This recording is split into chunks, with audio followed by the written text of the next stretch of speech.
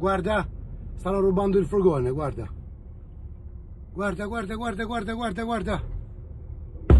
L'assalto ad un furgone portavalori della ditta vicentina Battistolli si consuma in pochi minuti sulla statale 613 in Puglia all'altezza di Tuturano, frazione di Brindisi. Un comando di 6, forse 8 persone col volto travisato e armati di tutto punto con Kalashnikov ha fermato il mezzo blindato con l'inganno di una vettura Alfa Romeo dotata di lampeggiante blu simile a quelli delle forze dell'ordine.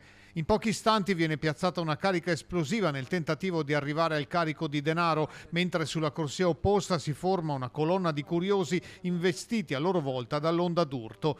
Sul posto arrivano i carabinieri contro i quali i banditi mettono in atto una sparatoria nella quale nessuno è rimasto ferito. Il bottino nel frattempo rimane nel blindato, il comando è costretto alla fuga. In 2 rubano l'auto di una studentessa diretta all'università per un esame e tentano la fuga a tutta velocità. Inseguiti dai militari vengono catturati dopo un rocambolesco inseguimento concluso con un tentativo di fuga a piedi. Nella colluttazione un carabiniere rimane lievemente ferito, mentre i 2, entrambi foggiani, vengono portati in caserma.